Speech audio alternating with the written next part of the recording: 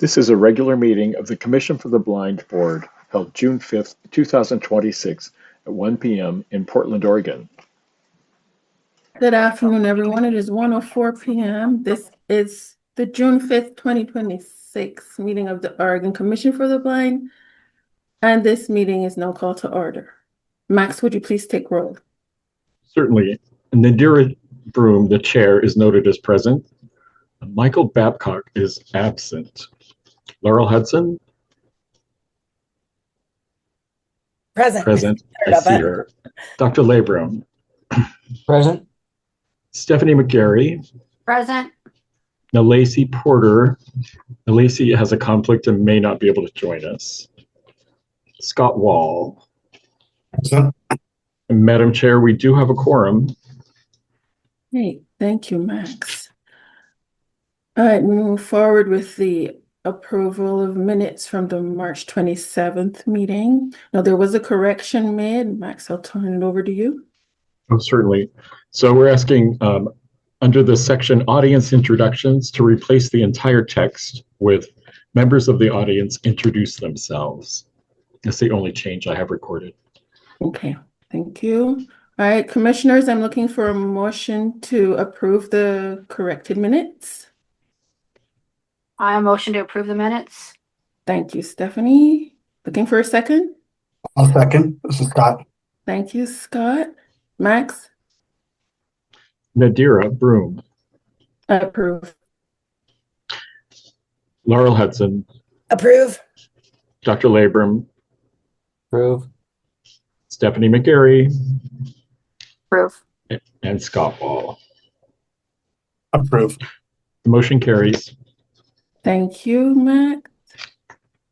All right, we move on with the audience introduction. Great. I'm Max West. I'm an executive assistant.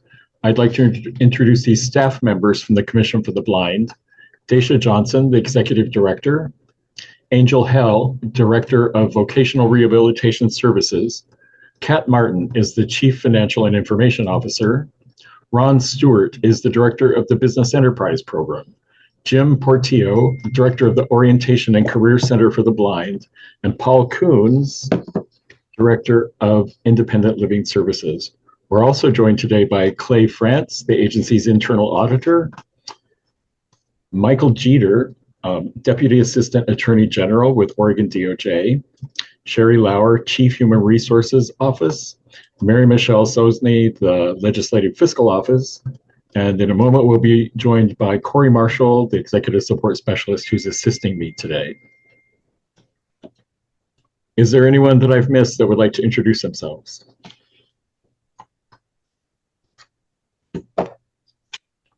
Thank you, Madam Chair. I think.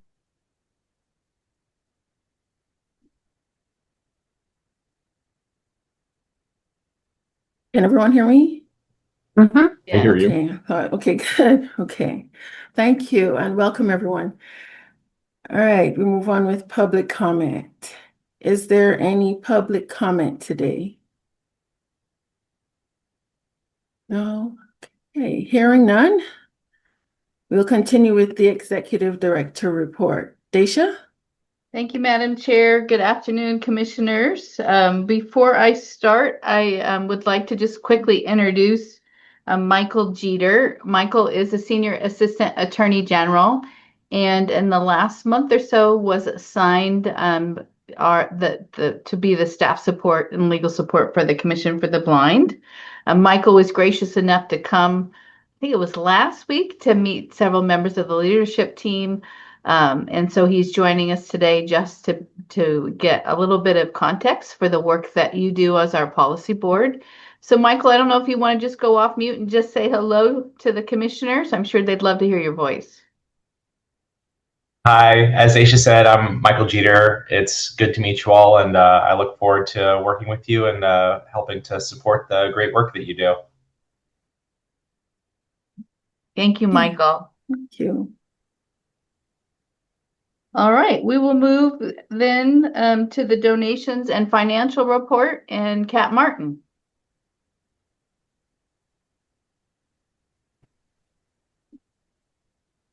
Good afternoon, Madam Chair. Thank you, Daisha. Good afternoon, commissioners and colleagues.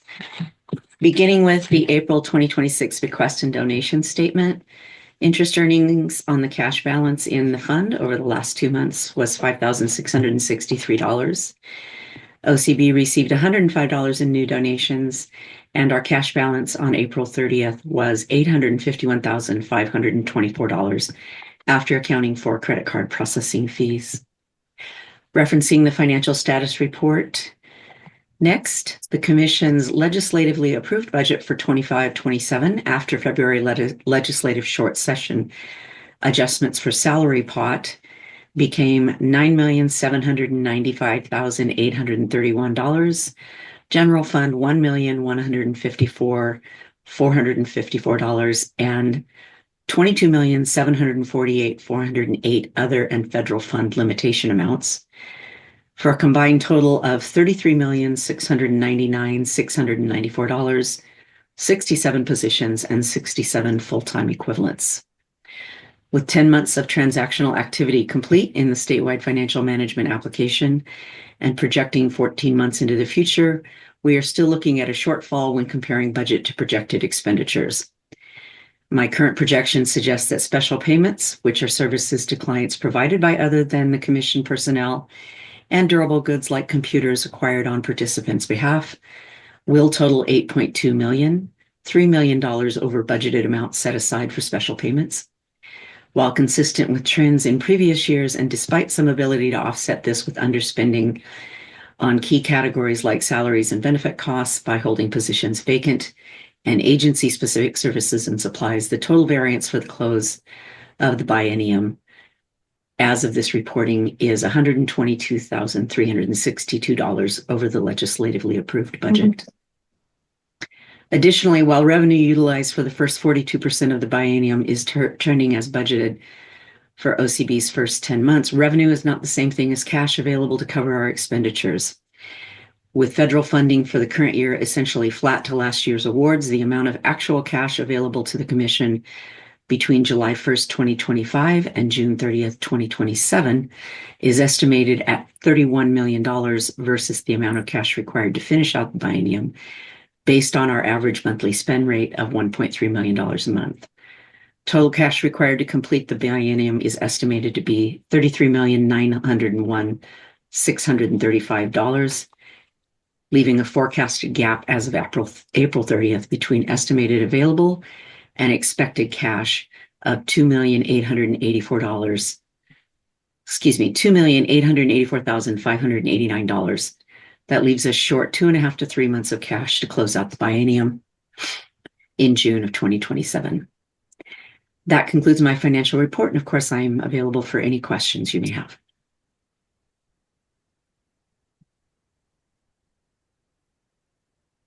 Any questions, commissioners? While folks may be generating questions, I just want to acknowledge, the ongoing status of this revenue shortfall. We are in direct communications with the Chief Financial Office and the Legislative Fiscal Office in regards to this shortfall. And so obviously the agency cannot end a budget period without the revenue to support it. So we are anticipating that there will be some resolution to this issue in some way, shape, or form. But in the meantime, we just want you all to know that we are doing everything within our powers to, one, try to control costs. If you will look at the detail of the budget, you will see that we are holding positions vacant in order to offset this sharp increase that we've been continuing to experience in the area of services to clients. And really, that's the only substantive place that we can have any cost savings. So Kat left for you the previous report of where we sat in terms of total expenditures to budget. Previously, at the last report, we were at $439,000 over budget.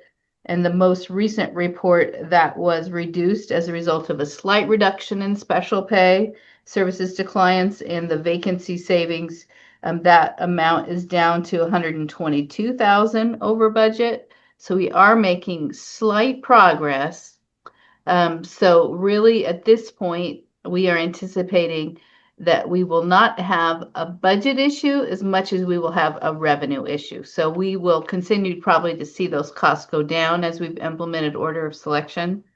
But we still will need some additional funds to be able to meet our expenditures about a little less than a year from now. Questions about the budget?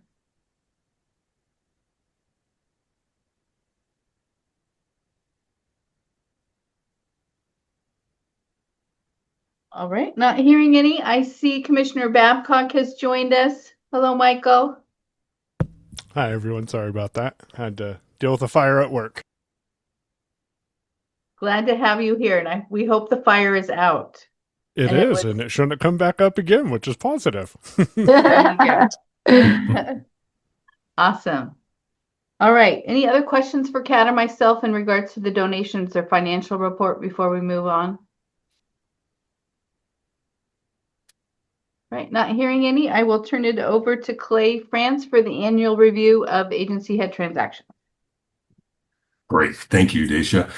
Good afternoon, commissioners. It's a pleasure to be with you here with you again. I would like to take just a couple of minutes to review the report of the annual agency head transactions review. So you have a copy of the report in your packet, and you may recall that this is an annual report that I provide to you. I think this is our 5th year doing it, 5th or 6th.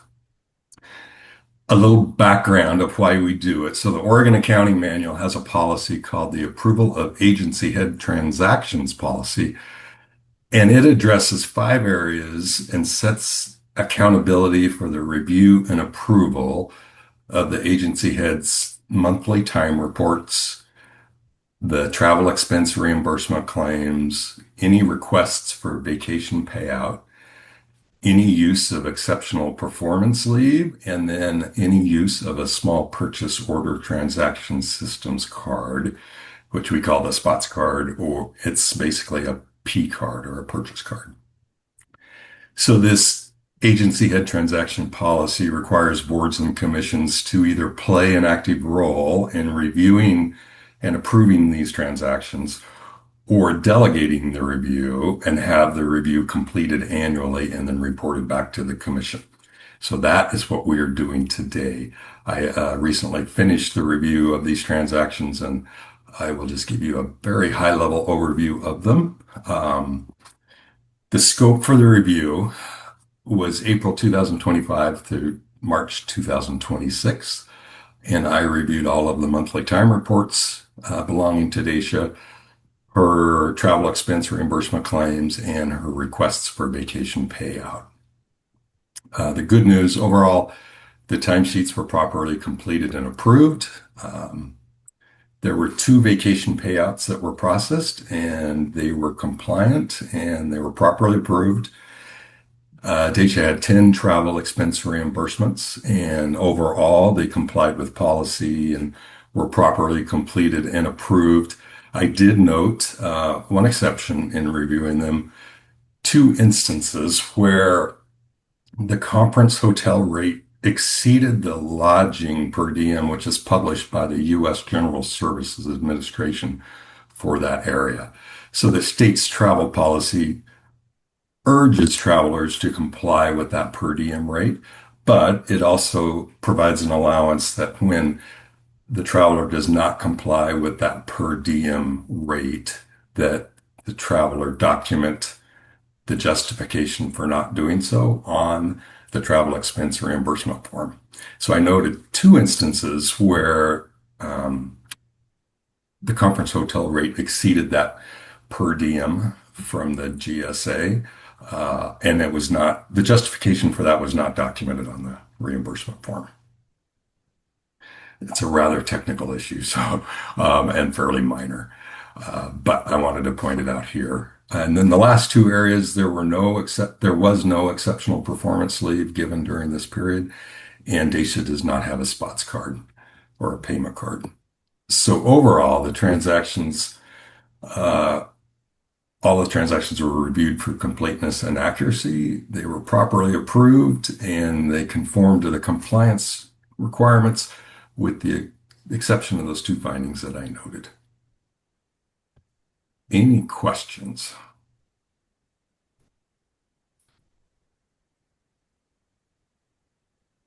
All right. Thank you. All right. Thank you very much, Clay. And it's super helpful to have Clay review the transactions. And, the truth is I clearly could do a better job at documenting the rate exceptions when when you stay at a conference hotel, that rate is negotiated. And I could be more attentive to that detail and make sure it complies. So I appreciate the feedback. Once I do something wrong, I usually don't make the mistake again, even if it's small. So thank you, Clay. All right. Any questions about that before we move on?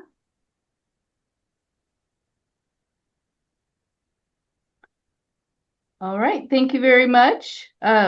Moving on to a state update. There is always lots going on. This quarter is not any different. Most recently, every state agency had submitted updates to meet the governor's expectation. There were several updates that were due May 31st and June 1st. The first being an annual audit update that Clay submits on our behalf to the Chief Audit Executive of the Department of Administrative Services. We also have diversity, equity, inclusion, and affirmative action updates that were submitted, a strategic plan update, as well as an update to our strategic plan for information technology. So all of those updates were due either the latter part of last week or this week. So there's been a flurry of activities that to submit to meet the governor's expectations in that regard. Another thing that's happening later this month that our represented staff are excited about is Governor Kotek has carved out time out of her schedule to meet with employees of agencies by policy area. So on June 30th, she is having a virtual and in-person human services and housing employee engagement opportunity for an hour on June 30th. This is largely intended for represented employees who kind of are the frontline workers of the various agencies in the policy area. And it's a unique opportunity to engage directly with Governor Kotek about what it's like to work in the enterprise and provide feedback and recommendations to her directly. So we will be sending out invites to all of our staff. The governor has indicated that it will allow folks to be able to do this on work time. And the in-person meeting, they won't disclose the location until closer to the date for security reasons. But we've been told there is unlimited capacity virtually, so they must have a very big Zoom room. And that there is a lottery for folks who sign up. If the room that they selected has reached capacity, folks will have a lottery system in order to be able to join in person. Any questions about any of those activities that are happening at the state level?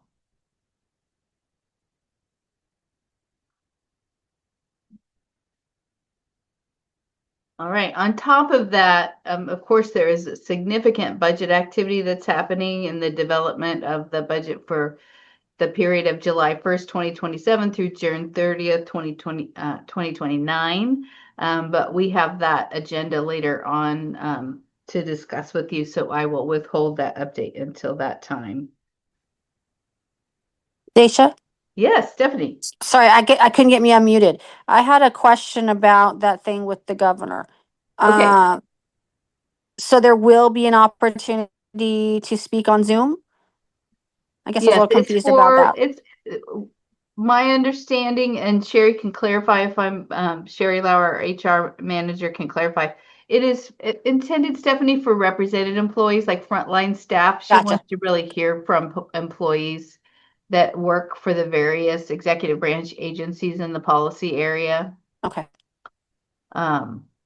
Yeah. So it is a unique opportunity, though, for staff to engage directly with the governor. Thank you for the clarification. Yeah, sure. Any other questions?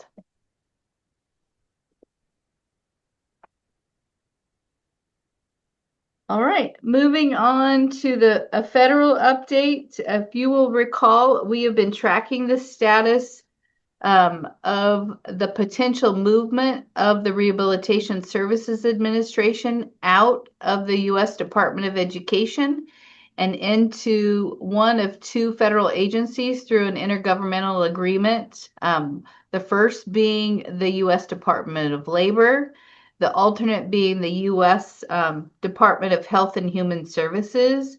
There were I think some concerns raised in Congress about the potential movement of the programs out of the U.S. Department of Education. And so what we were told for many weeks was that the decision of where to move, not whether to move, but where to move the Rehabilitation Services Administration was imminent. And that language has shifted. And what we have been told most recently is that decision is no longer imminent, which I think is a different way of saying has been put on hold for the time being. There were some hearings that were in Appropriations Committee on the Senate side, in which the Secretary McMahon of the U.S. Department of Education received some pretty challenging questions about the move of special education and rehabilitation services being moved out of the U.S. Department of Education. Some of those questions were directed by Senator Patty Murray, who is an elected official from Washington State, and in a minority leader position on the Health and Education, Labor and Pension Committee of the U.S. Senate. And so at this point, we're just kind of waiting and seeing. But I think there is a lot of sentiment that any movement of the Rehabilitation Services Administration is, I think, stalled at least until after the midterm elections in November. Questions about that?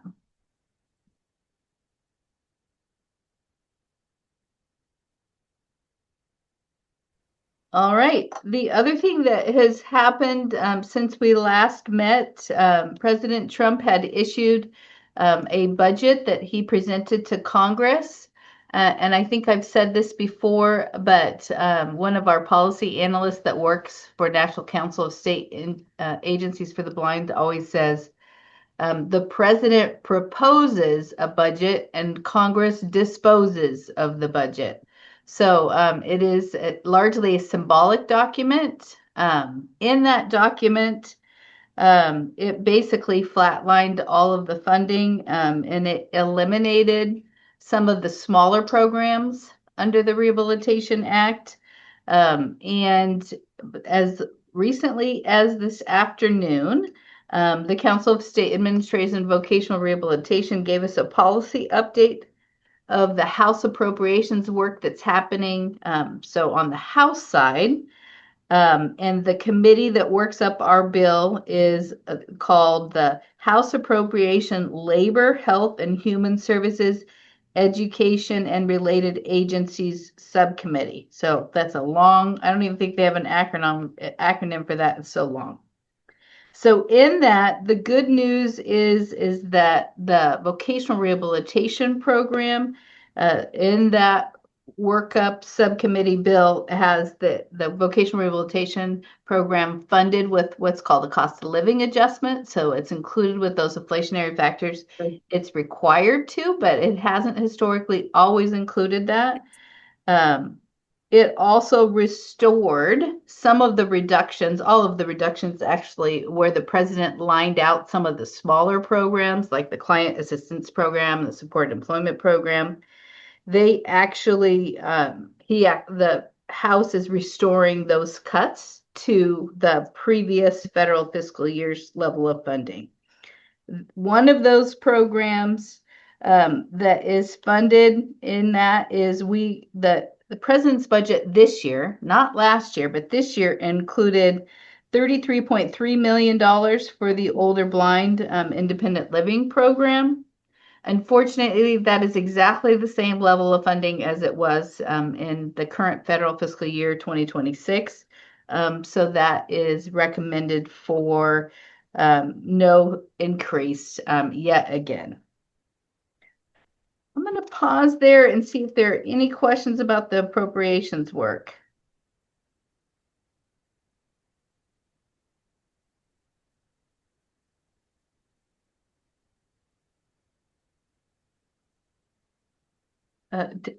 To kind of further explain this, we were told early on to expect, because it's an election year and there's a lot going on, to expect what you will recall is a regular occurrence called a continuing resolution, which basically continues the previous federal fiscal year's level of funding while they work out the details in agreement with a budget appropriation bill for 2027.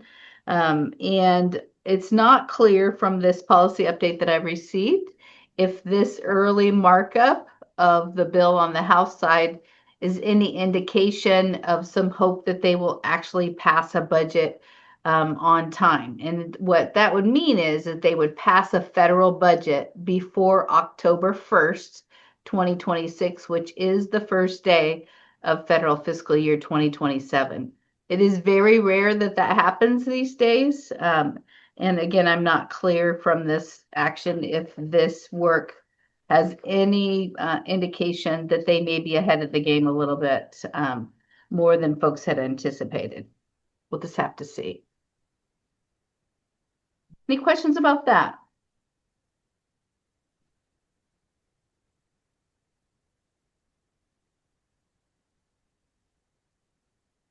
All right, not hearing any questions, Madam Chair, that concludes my report. Thank you, Daisha, and thank you, Kat and Clay as well. All right, we are moving into old business, and we begin with SWEP 2026. Yes, we do. Good afternoon, commissioners. Angel Hale, Director of Rehabilitation Services, and really good to be with you all this afternoon.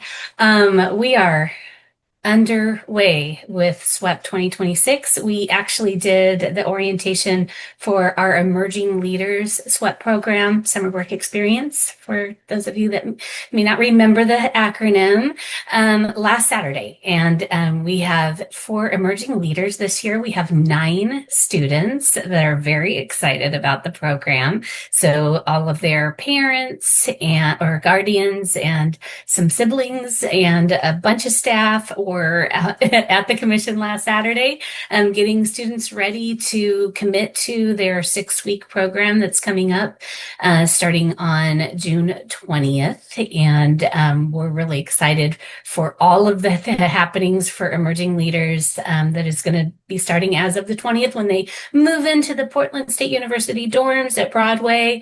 We have some really exciting activities for Prep Week, one of which I think was mentioned in your last meeting, but thank you to Scott Wall, on part of your board here, that is going to be doing some work with our students and staff around safety as it relates to orientation and mobility, moving around in the world, and really incorporating that into our curriculum.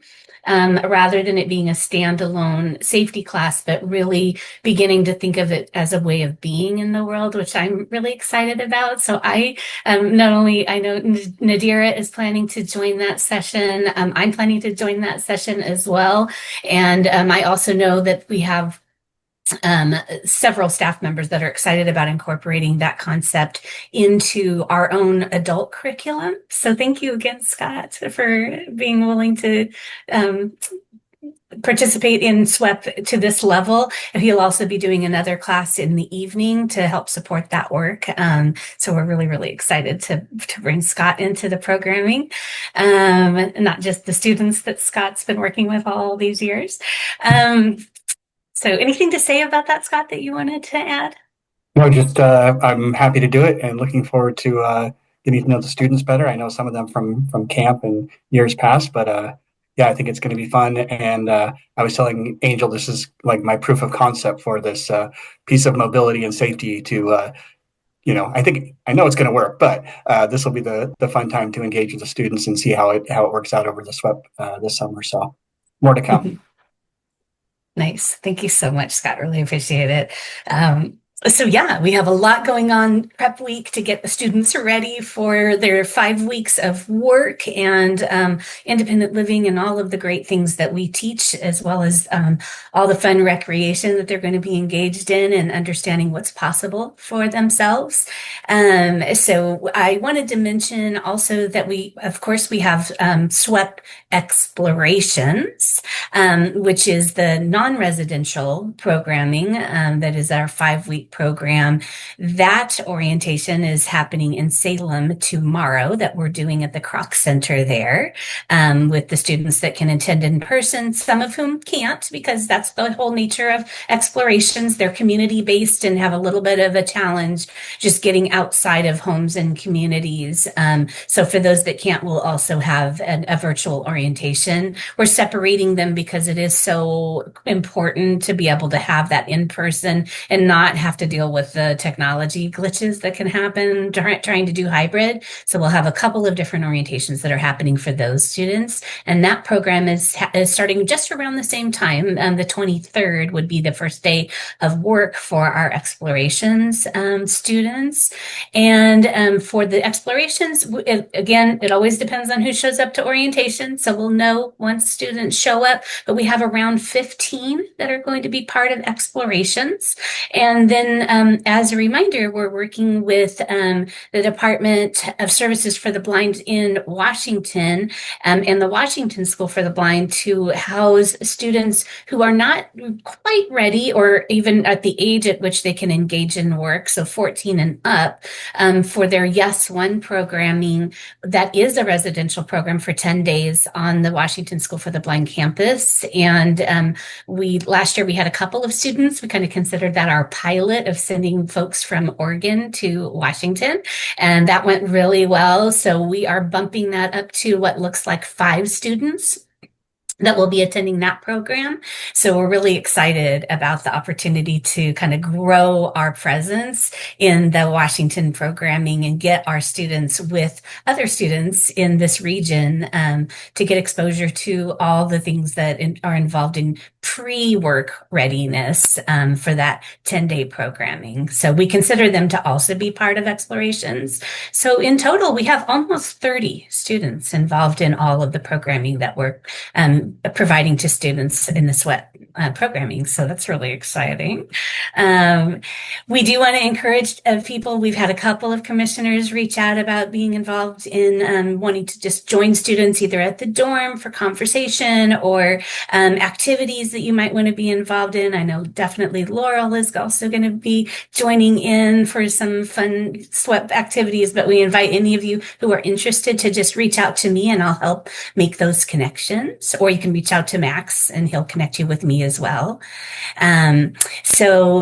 And the other thing I just wanted to mention usually I get the question like, who are we working with or employers this year? And we have some really fun new employers that are coming up. And just a shout out to Paul, because Paul's wife actually is a part of and actually, Paul, do you want to share for a second what the site that not only we're going to be doing an activity there, but we're going to be having a work experience at that site? Yeah. Thanks, Angel. Hey, everybody. It's Paul from Independent Living program. We have Trillium Creek Rehab Center. It is a equestrian farm with various animals, miniature horses, mules, full-size horses, goats, you name it. They even have a carriage that is led around. And one of our students, Scotty, visually impaired students, that I believe she's becoming a PT. She'll be working there for the summer. It's a rehab facility that my wife is one of the lead volunteers at 3 to 4 days a week. And she's working and getting certified in equestrian rehab, which is just awesome. So it's a new partnership with Trillium Creek or TCTC. You could look at it online. to see more about it. But we're really opening it up as a partnership, not just for Scotty and summer work program, but also really to help support the our adults in some of our other programs that can go and visit and do a group session or rehab day at the farm. So thanks for your time. Really excited for that. I'm really excited too. Thank you for that, making that connection, Paul. We were really excited to have that not only be part of our programming, but part of our work experiences and opportunities for clients to come. So that's super exciting. Couple other ones to mention. Casey, thank you, Dr. Labram, for your connection there. So we do have a placement for Casey, which is going to be really excited. Our student is so excited to be working there and at OHSU. And we have Portland Police is a new work site for us. We have a place called Footprints in Newburgh that's going to be a new site. We're really into animals this year, so that's also a site, a farm that the two students I think are going to be working at. It looks like, and another fun one that I like the name of, and I'm going to go have some lunch here, called Hangry, over in, because sometimes I get hangry, over in Lebanon. So that's another one. We also haven't had a presence at Talking Books in a really long time, and we have a work site that is being developed. We're doing virtual for an emerging leaders student working for Talking Books. Business Enterprise, always love having a presence there. So we're going to be in the courthouse coffee cart there. The Higher Education Coordinating Commission is an amazing partner, taking on 2 students again this summer, and already just thinking of all the things they're going to engage in this very professional workplace. So we're super excited about that. OMSI, the zoo, Scraps are also returners, and Montessori. So there's, just to name a few, those are some of the places that our students are going to be working, and they're super excited about the opportunities that are coming. So that's kind of a summary of where we are with SWEP, and I am very happy to take any questions that people may have.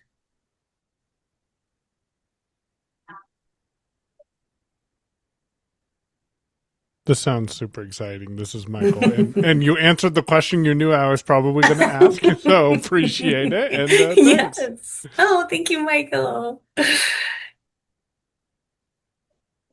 All right. Well, that is a SWEP for now, and more to come. But do not forget a couple of things. I just want to make sure that we highlight the end of SWEP celebration in Salem is going to be on the 24th of July.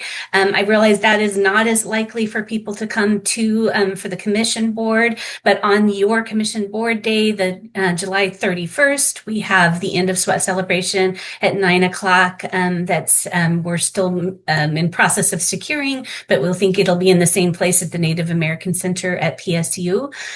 So just mark those times, because we'd love to have you there if you can be there. But of course, we'll be bringing some highlighted SWEP students to your board meeting on July 31st to share their experiences with you. But you can hear from, the students, the employers, staff, all the people, if you're able to come to the end of SWEP celebration for the full thing. So those are my updates. Thank you ever so much. All right. Thank you, Angel. And I'll be getting my tissues ready for this graduation. Me too, Nadira. Can't wait to hear those stories. Yeah. I know. All right. Thank you. Okay. So we're moving forward with the order of selection. Would be Angel again. So hello, commissioners.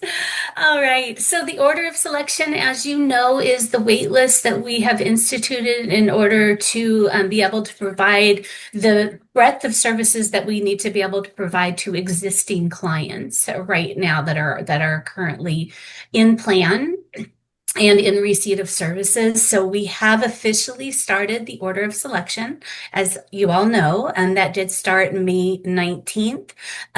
We have a couple of people on our wait list now, and we've gotten some good questions. We really have not had any, knock on wood, big glitches at all in the system, because we did all of the work in advance to be able to really get our case management system ready, really hopefully over communicated about the order of selection to our partners and clients, and we've created spaces for them to also be able to ask questions that they may have along the way. So as of May 19th, we have been in the order of selection. As a reminder, if there are clients that are wanting to apply, please encourage them, because if they don't apply,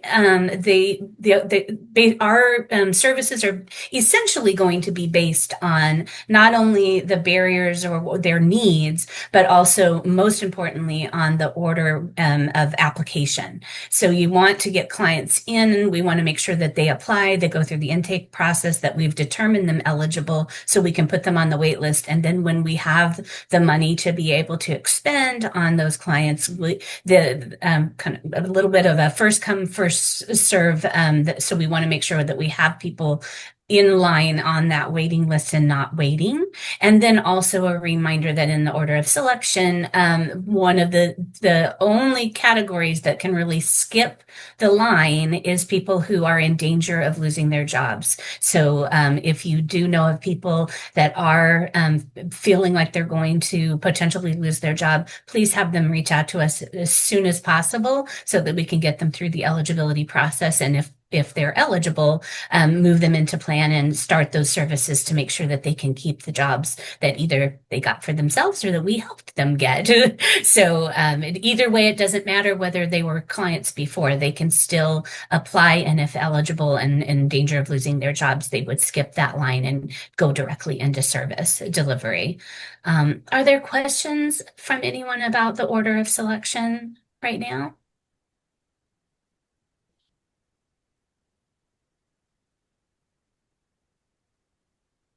And I'll just add that commissioners, at your direction, our plan is to have this order selection be a standing agenda item for you all to just get an update every meeting. If you would like, some other cadence, will certainly comply with that. But we anticipate that number of waiting folks will continue to grow because we don't anticipate being able to move folks off the list for quite some time. So we just thought it would be important for you to kind of understand at your regular meetings a touch point on where we're at in terms of folks waiting for services while we're addressing the resource constraints. Yes. Please reach out if you have any questions along the way. We were absolutely happy to answer those questions and help alleviate any stressors in the system while we're going through this process together. Thank you, commissioners. Thank you, Angel.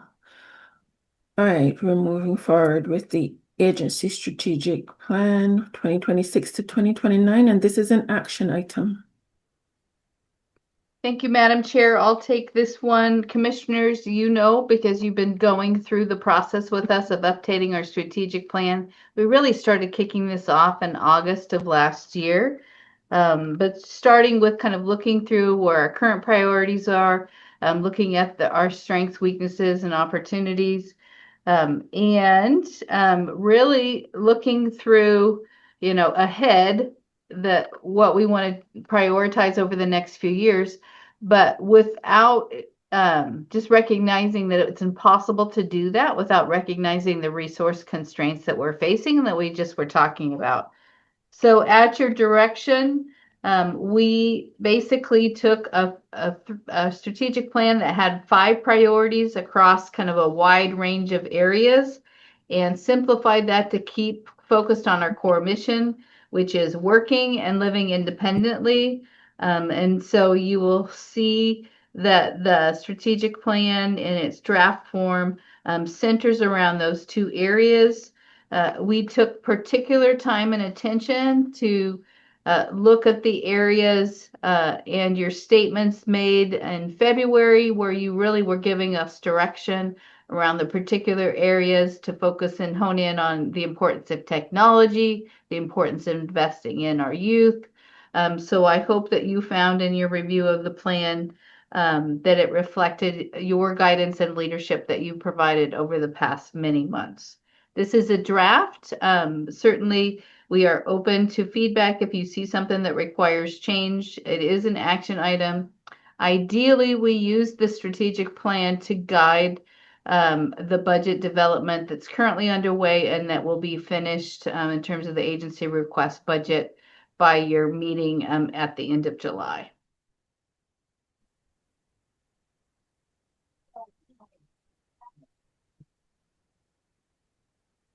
So, Daisha, ready to look for a motion now? Yes. Yes, you asked for a motion to approve All the right, strategic so plan. we're looking for a motion to approve the strategic plan. Commissioners? May 26th. Scott, I'll make a motion to approve the plan. Thank you, Scott. Looking for a second? This is Michael. I'll second. Thank you, Michael. Max? Certainly. Nadira Broom, I approve. Michael's noted as yes. Laurel Hudson, I approve. Dr. Labram, I approve. Stephanie McGarry,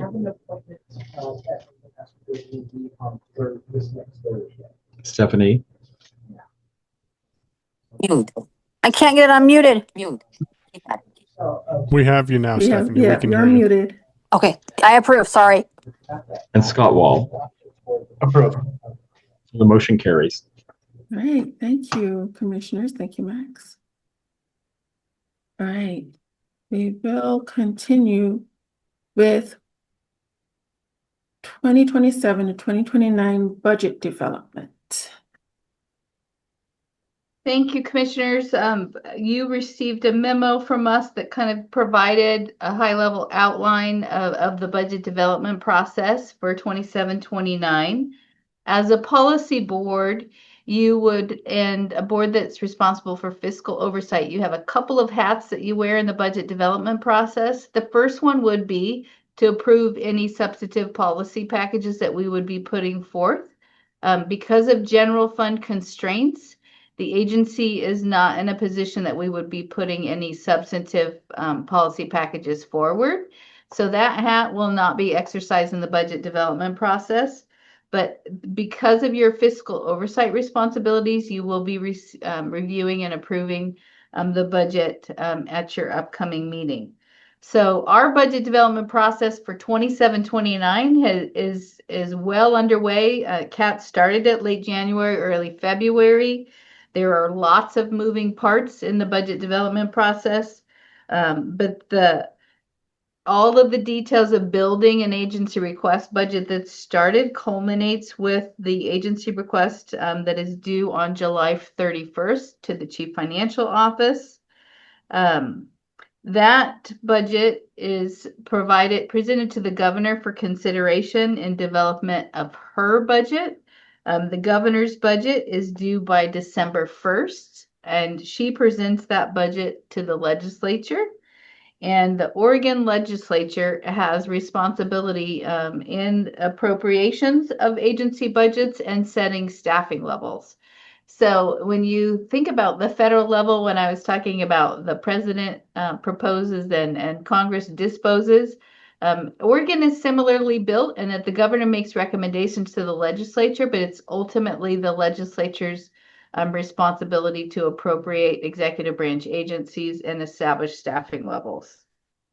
So we provided a little bit of detail about what goes into the agency request budget, partly because of the general fund constraints.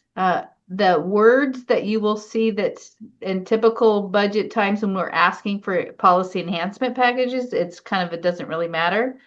You'll hear the words current service level, and basically that's what the budget is going to be, because we can't really ask for additional state dollars to create kind of enhancements or grow agency programs or services. So current service level is basically you take what we're doing now and you apply what the allowed inflationary factors. And it's the cost of doing business over that 27-29 budget period. So it's not the same amount of money, but it's the same amount of services when you factor in inflationary costs. One of the things that you'll see in the narrative is that the governor's office has allowed agencies with communication with them to put in to the narrative, not into the technical aspects of the budget itself, but in the narrative, should there be resources available, some potential opportunities for investment into the state agency. So if you think about those priorities through the lens of the strategic plan that you just approved, what we would be looking at is potential consideration for the governor to look at the area of enhancing client services. And in our case, that would basically mean to increase the special payments or the services funds available to provide services to Oregonians who are blind in the vocational rehabilitation program, with the specific goal to reduce wait time and increase service delivery. The other area, again, aligned with the strategic priority of living independently, would be to recommend to the governor for consideration to be able to increase the state investment in the Older Blind Independent Living Program, with the goal to reduce wait time and maximize service delivery for equitable services to all Oregonians throughout the state of Oregon. So that's kind of where we're going. The piece that we've been talking with you about is one of the parts of the budget build is once you establish that current service level, you have to do an analysis of the revenue that you have available to cover the current service level. So if you can imagine, we already are short on federal funds for this biennium, and our costs for doing business in 27-29 are going to go up. And one of our primary barriers, if you will recall that the vocational rehabilitation grant for federal fiscal year 2026, our increase was $2,000. And the Older Blind Independent Living Program grant at the federal level went down $2,000. So we essentially received flat funding for federal fiscal year 2026. So what Kat has to do is look into a crystal ball and try to figure out, all right, with all of the variables at the federal level, how much resources we will have over the next 3-year period in order to be able to project revenue. And based on what we're seeing, there will be a substantive gap with the revenue available and the cost for us to do exactly what we're doing today over the 27-29 budget period. So when you're in that situation, you have to create what's called a package 70. They should come up with a better name other than package 70. And it is basically a reduction package. So you have to right size your agency request budget to your projected available revenue. So in that situation, you have to basically say, all right, we don't have enough money to do everything. So in that scenario, what would you reduce in order to be able to right size your budget to the money that you have to spend? In our situation, because of where we're at right today, we are not through one of the substantive kind of audit checks that happens with what the analysis that Kat's done thus far. We're not through the audit process. So we don't actually have the specific number that we think that we're working on that we will have to reduce. But we think it will be around $5.3 million. So it is not a significant, no, it's not an insignificant number. It's a big number. And in the process, to recall, we have really 2 buckets of money that has any wiggle room, and they are services to clients, which we all know is already tight. We're already over budget, $3 million for this biennium, and staff. Those are our 2 substantive buckets to actually have any wiggle room. The majority of the other budget categories are fairly fixed costs. We can do a little bit of reduction in terms of things like that we've already started. Instead of having a 3-year cycle for replacing computers for staff employees, we've upped that to a 4-year cycle. Trying to keep things working longer than you would normally do. We've reduced the in-person all staff trainings and switched this year to virtual to save some money. But those are really not going to get us to anything close to a $5 million gap. And the reason why I'm saying this to you is I'm preparing myself, but I'm also preparing you all that the budget that you will see and at your next meeting will be painful to look at. The element to remember is that this is the importance of this is to really signal at the beginning of the budget development process that the revenue available is not consistent with the level of services provided. It is not that the agency is recommending the reductions, but it elevates the issue to be able to say to the governor and ultimately to the legislature, here's the Commission for the Blind, here's the money they have to do services, and if they have to work within that amount of money, here's what a potential budget would look like, and here's the reductions they would have to make. So it is the beginning part of what we're hoping is a substantive series of conversations between now and a year from now that we can elevate the issues and hopefully and get folks to understand the significance of the challenges that we're facing and the impact that those challenges would have on direct services to Oregonians who are blind. That was a lot. Hopefully you stayed with me. Are there any questions about what I just said?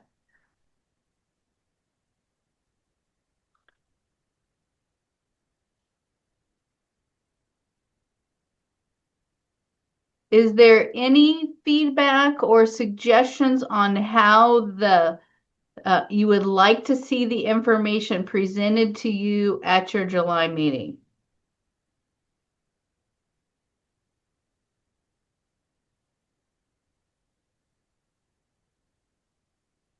Deja, this is Michael. I can't speak for everyone, obviously, but I think between you and Max and the information in general that we typically get is pretty well presented. I appreciate you going over all of that, and you lost me about a quarter of the way through just because I'm like, that's a lot of information. So I'm going to be transparent, but if I have questions after reviewing material, I won't hesitate to reach out to either of you. Thank you. I was afraid of that. I really was trying to say it in a way that made sense, but it is a little bit, it is a little bit complicated and in the weeds. Daisha, this is Stephanie. Yes.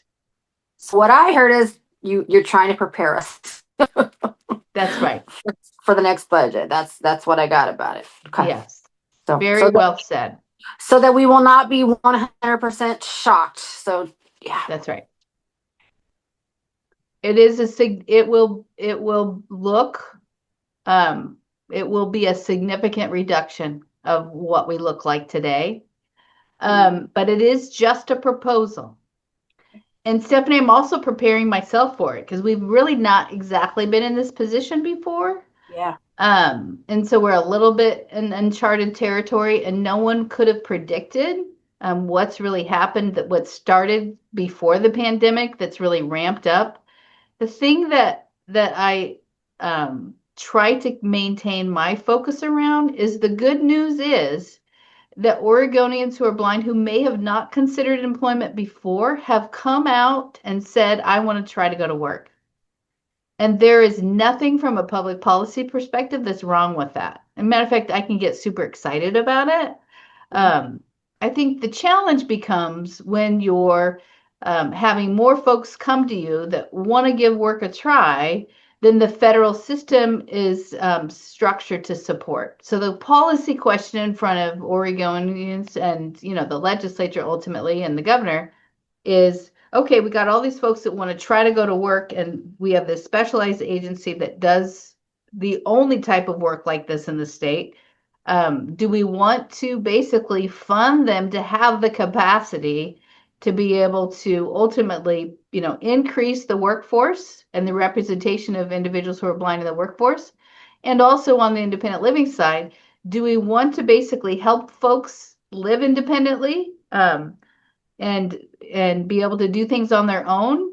And ultimately that would, save thousands and thousands of dollars of folks feeling like they have to enter into higher levels of care in the forms of, skilled nursing or nursing facilities, as they age. But it's not going to be, this part is not fun. This is not the funnest part of my job. Mm-hmm. We're also preparing staff for that, because it is at this point a theoretical exercise, but it's hard to kind of, communicate that. As Michael pointed out, this is very nuanced and it's complicated, and so it's theoretical at this point, what the agency could look like if the revenue wasn't backfilled. And it's hard to kind of, walk staff through that in a way. Everybody wants to feel secure about their jobs. That's like a human nature and a right, I think. And at this point, when we're presenting a budget with reduction options, that causes, folks to be understandably concerned. Other questions or comments?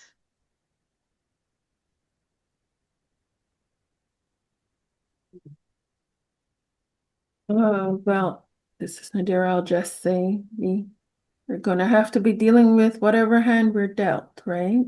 And Yeah. yeah, thank you for your transparency and for preparing us, And I think, the agency is in the best hands it can be, and we got some crackerjack minds on it. So I know you, Daisha, are gonna do what you can and what's best for everyone concerned. Yes. Mm-hmm. Yeah. We were blessed this morning to have Stephanie McGarry with us, and I just reinforced that everyone at the Commission for the Blind comes to work to help Oregonians who are blind, and whatever job they have, that's what gets them motivated to come to work every day. So all of this, this is a uncomfortable, uncharted territory for us. It's also kind of counterintuitive for everything that energizes us and makes us passionate about our work. So we will continue to do whatever we need to do to promote and to educate and get us through what I hope are temporary bumps in the road. And support staff through the transition, because it's, this is scary times as if we have to actually make some substantive reductions. It feels scary. So Daisha, what, as commissioners, I talked to you this morning about what NFB is going to hopefully do. What else can we do to help with the situation? Yeah, that's a great question. There's a few things. The first thing is, as you likely can imagine, we are in the executive branch, and our jobs are to basically carry out the governor's executive branch direction. So we are here to support the governor's budget, which makes us, our challenge is sometimes that governor's budget doesn't look like, if we were private citizens, what we would hope. So folks that have multiple hats, that may have one hat on that is a commissioner, but also an advocacy hat in another part of their lives, there is some potential consideration for, talking with legislative representation around the state about the importance of the work that the agency does. I've many times said the legislature funds services and they want to meet the needs of constituents. They don't fund bureaucracies, right? That there's plenty of those to go around. That does not compel them to action. But they really, really do want to meet the needs of their constituents. And the more they understand what those needs are, the better prepared they are to make good resource decisions on behalf of the folks that they represent in the legislature, if that makes sense. So basically what I'm hearing is we need to go as blind people, as myself, we need to go talk to the people that represent us to persuade them to give us the money that we need. That is certainly an option. I can't, in my I know. official capacity, I know that, Daisha. advocate for that, but certainly that would be something that I would have expected for folks who want the legislature to understand challenges ahead. That is an option to be able to do for sure. Yeah. No, I understand that. I guess what I'm trying to say is I'm encouraging us that, can do that, we'll do that. Thank you, Commissioner McGarry. Mm-hmm.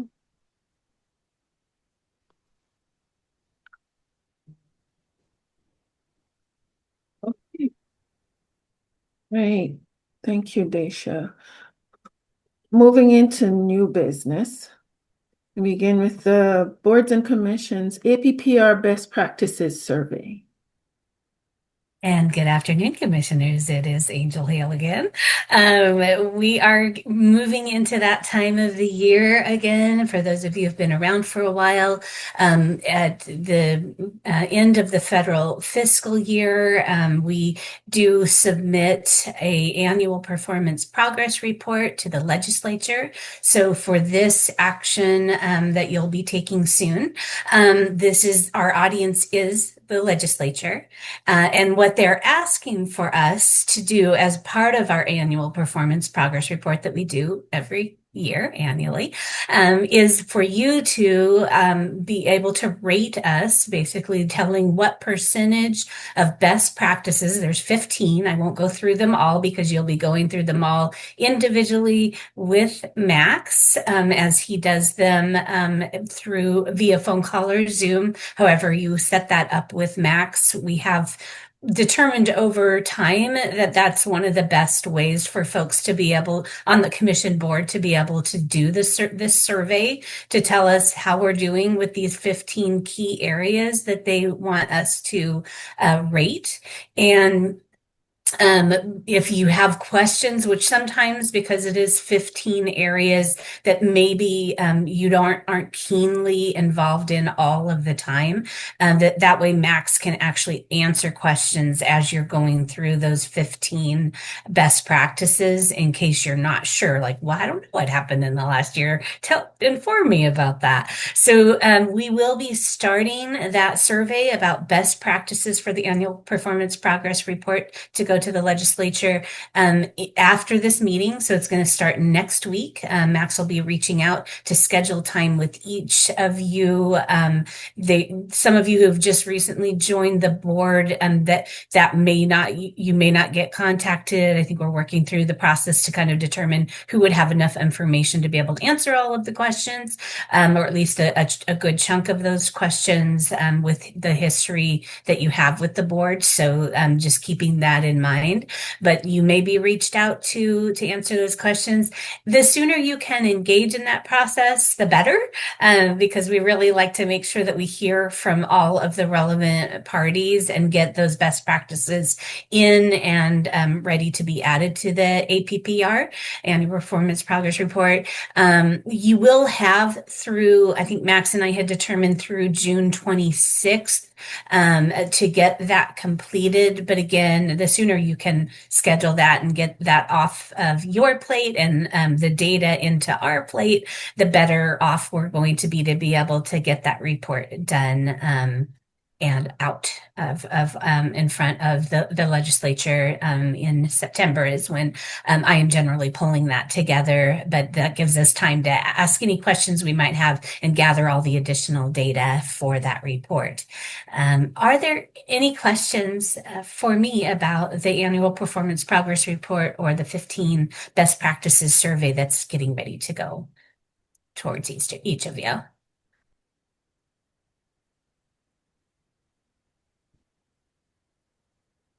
Okay, yeah, it's probably pretty familiar to those of you who've been around for a little while. So I really appreciate your participation. We do need 100% participation of those that are going to be involved in it. So just look for an email from Max to schedule that time with you all. Thank you so much. Thank you, Angel. I And can't Angel, believe it's been Max a year asked me already. that question. There are a couple of you that were appointed outside of the reporting period. So for those of you who joined in the new after September 30th of last year, you would not be part of the sample, if that makes sense. That does make sense. Great. Thank you, Dacia. Yes. Thank you, Angel. Yes. I was saying I can't believe it's been a whole year already. This just seems to have I flown. know. I remember doing this. I So do know. I. So do I. All right. Continuing with the comprehensive statewide needs assessment. Well, hello again, commissioners. We are also at that time every 3 years for the vocational rehabilitation program. We are required federally to do a comprehensive statewide needs assessment. And it is that time again for us to be engaging in learning about our and underserved populations. Again, this is specific to vocational rehabilitation, so it is not for our independent living program, for example. This is for all of the age group, the population that would be potentially served by Voc Rehab. So the reason we want to make sure that you are aware is, first of all, it does very much inform the work that we do. As we gather that data, it informs our state plan that you all are in the part of reviewing and hearing about, that we're getting out to our state and federal partners. And also the comprehensive statewide needs assessment informs the program and policy decisions that we make. Sometimes we're learning about areas such as maybe our staff's exposure to working with people with traumatic brain injury, for example. And that informs training that we secure to get more involvement in learning about maybe that particular population. That is just one example of an area that we do learn about as we're reaching out, and opportunities maybe for other areas of the state that we could do better outreach, more outreach. The context is going to be important because we are in the order of selection. So that's going to inform kind of the approach that we do to the comprehensive statewide needs assessment, and probably is going to have a fairly significant impact in, our ability to put actionable tasks that we're able to commit to. However, I do believe that it's going to inform the work that we do with the current clients that we have, and also those that potentially could be losing employment, as well as our partners around the state. So we continue to care deeply about our and underserved populations. So I'm really excited to get this underway.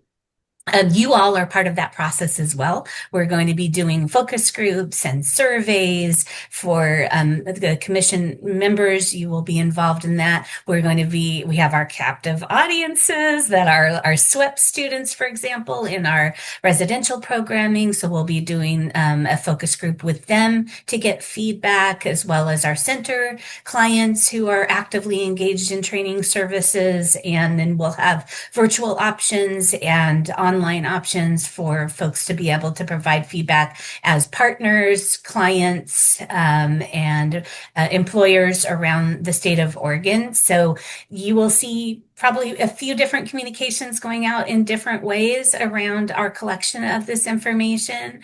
And ultimately, our plan is to get this CSNA, or needs assessment. There's a few ways that you might hear it referred to. Our hope is to get that completed by the end of the year so that we have it operational and, of course, off to our federal partner, Rehabilitation Services Administration, as well. And we have selected the individual who is going to be spearheading that project for us. Her name is Tegan Morton, and she is a master's student at PSU in public policy. And she's really just was very interested when we put out a query as to anybody who might be interested in doing this project with us. We have a small contract with her, but it's really a passion project for her to learn more about our population and really dig into public policy and data. So I'm really excited.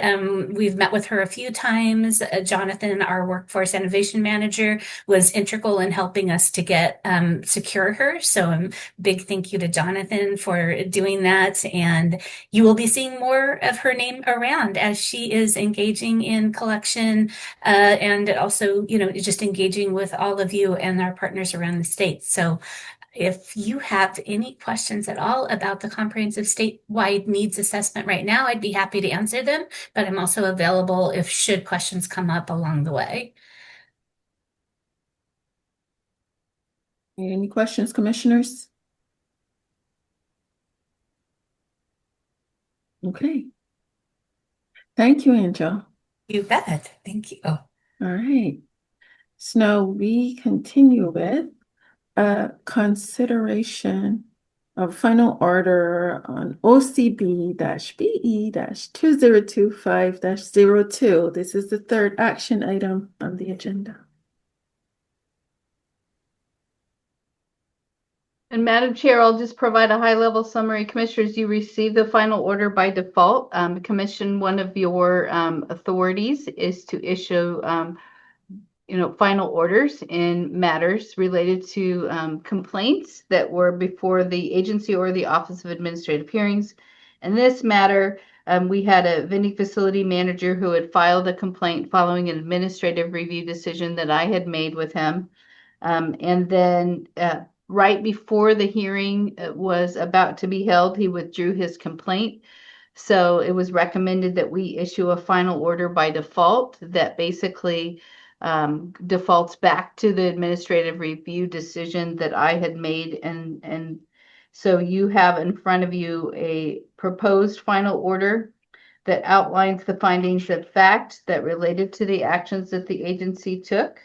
And one of the important notes that you would find in the summary memo is that because of the timing of the discipline related to the renewal of his operating agreement, the discipline itself starts over and is renewed with a new operating agreement. So there would be no further action beyond the discipline that was grieved in this matter because he's under a new operating agreement, at which point the progressive discipline would start over. So I'm happy to take any questions if you have any before the action item is taken up.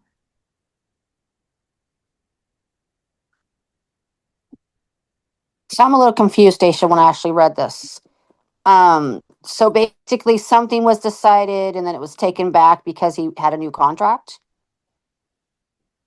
Yes, so in this situation, a vending facility manager was disciplined for some issues related to the operation of his vending facility.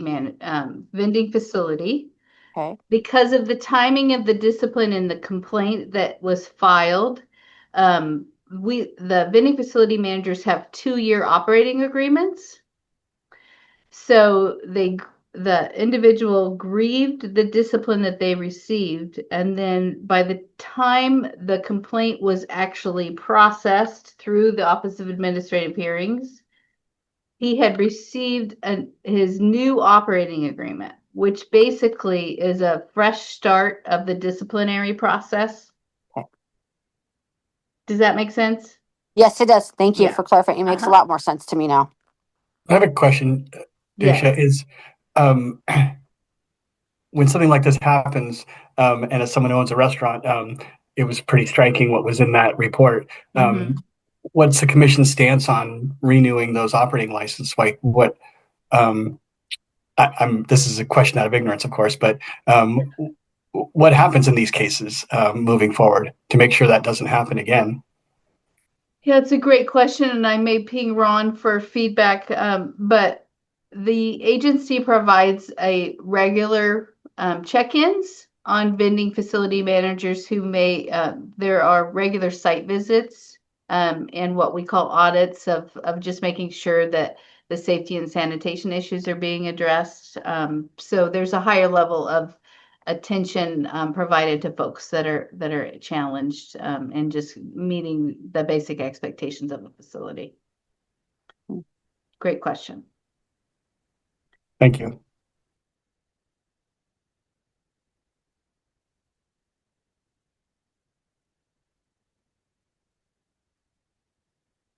Okay.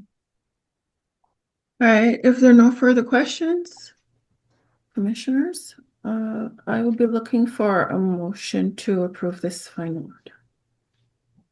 I'm making a motion to approve it. Thank you, Stephanie. Looking for a second? Motion to second. This is Oh. Alan. Oh, Alan, okay, thank you. Max, Nadira Broom, I approve. Michael Babcock, I approve. Laurel Hudson. I approve. Dr. Labram's approval is noted. Stephanie's is noted. Scott Wall. Approve. The motion carries. Thank you very much, commissioners, and thank you, Max. Okay, so right now I would like to thank the commission's patience here as I introduce an agenda item. As a consummate planner, I have been thinking, and I would like to have a vice chair elected. This position would primarily just step up to chair any meetings in my absence. I'd like to specify this is not a succession plan. This is not someone who would automatically become chair at the end of my term on the board, because then that person would just have to be, whoever replaces me would have to be elected by a majority vote. So primarily, again, this person would just step up to replace me if I ever happen to be absent. This is a fully democratic process. I will be putting forth a nomination. So I will be nominating someone, but any of the commissioners is free to nominate themselves or someone else. So I'll open up the mic to any questions, if you have any. Okay, hearing none. If we will be voting, though, I would require that this person, if it is my nomination, or whether there is more than one nominee, there will still be a vote. So, opening up the mic, is there anyone who is interested in this vice chair position?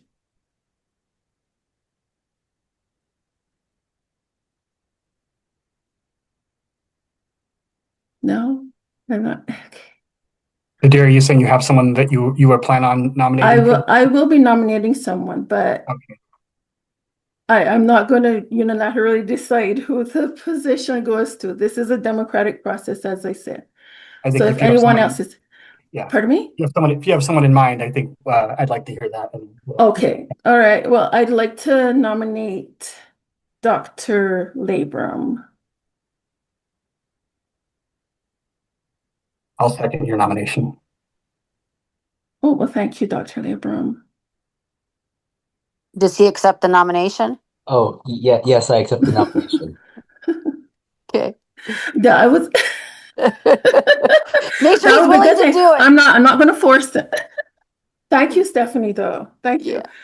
Okay, so I don't necessarily require a second for his nomination, but again, I'm going to put it to the board to vote for confirmation of his position. Okay. So Max, can you? Certainly. Nadira Broom. I approve. Michael Babcock. I approve. Laurel Hudson. I approve. Dr. Labram. I approve. Thank you for the nomination, Nadira. Welcome. Stephanie McGarry, I approve. Scott Wall, I approve. Okay. Thank you.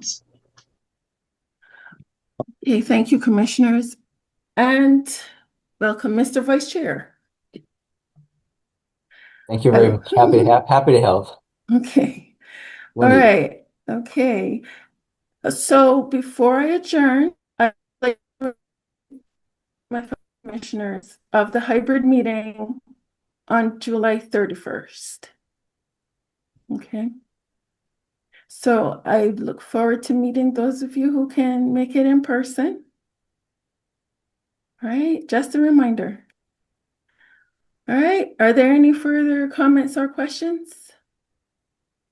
The meeting will be at the same time, even though it's a hybrid? Yes. Okay, thank you. Yes. All right. Hearing no further comments or questions, it is now. I do have one question. Yes. So the graduation is in the morning, so graduation is in the morning, and then the meeting's at 1 o'clock. Yes. Is there a gap period between the ceremony and the meeting? Yes. Yes. Yes, great. Yeah, it usually ends about 11:30, Uh-huh. if I recall right, Angel. Yes, give or take, depending on how long people want to talk about our students. But yes, around 11 to 11:30. So there's usually a time to grab some lunch. Oh, perfect. Great. Thank you. Yes. All right.